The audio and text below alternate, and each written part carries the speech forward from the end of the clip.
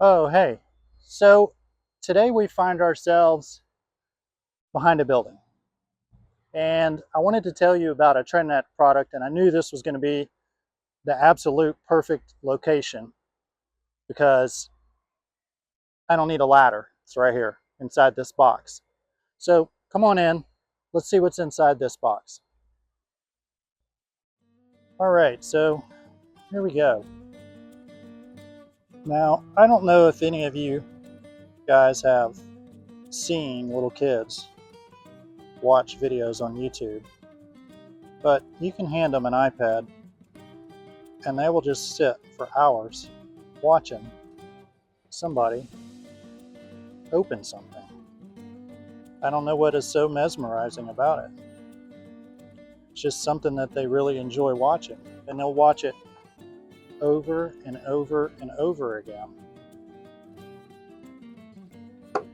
So inside this box could be a piece of Trendnet equipment. It could be an Easter egg covered in Play-Doh. It has a jelly bean inside. We're just gonna have to stick around and find out. Here we go. Let's see what we have. A little Trendnet switch. Now, why would I want to be talking about this little Trendnet switch? Well, let's see here. A couple cables in.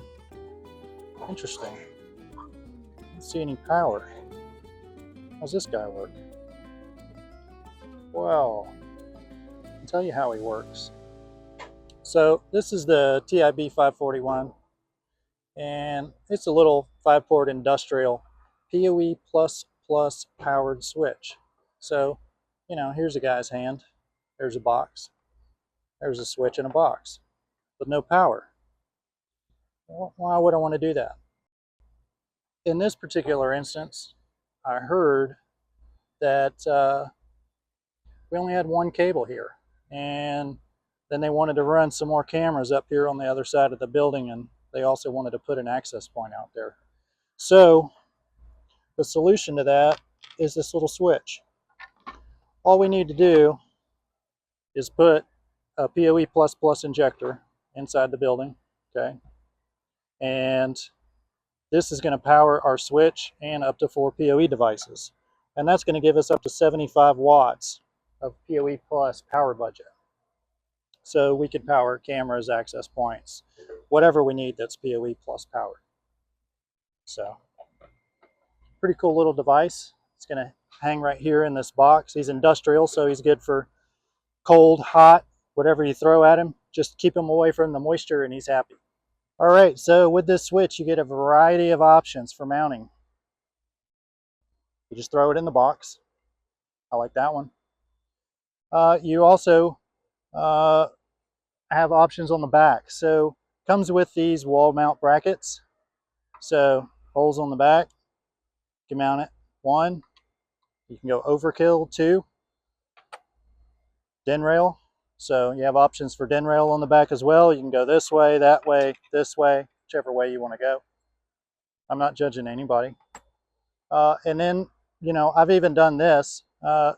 You can take the wall mount bracket and you can mount it like that, because you drop the other little screws in the pine straw.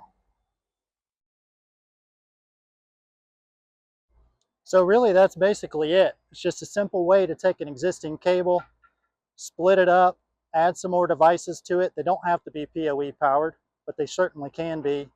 And really you can extend your distance as well. So 100 meters from here to the switch or the injector, and then another 100 meters out to your devices.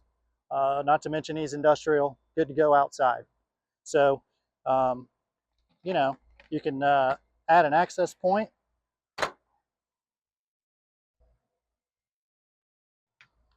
You guys know what it's called when you hang an access point with magnets outside, right? Installed.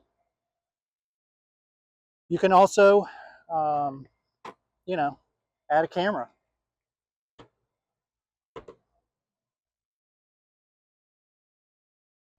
Perfect. But listen, I know what you're thinking.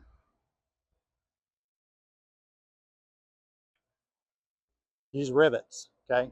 Makes it a lot more vandal resistant. All right, really that's it. I hope you liked the video. Tried to keep it short and sweet for you. If you have any positive comments, I'd love to hear them. Tell my friends about them. If you have any ideas for future videos, definitely leave them in the comments. Like, subscribe, all that good stuff, and I'll see you on the next one.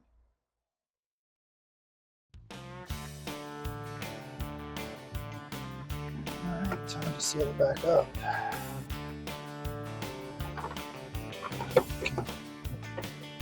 Come out of here.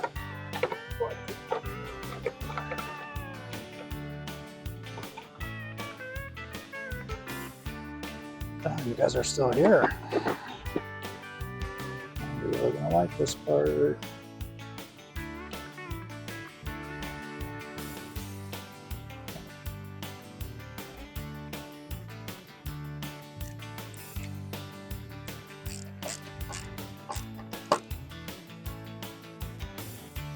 Slower.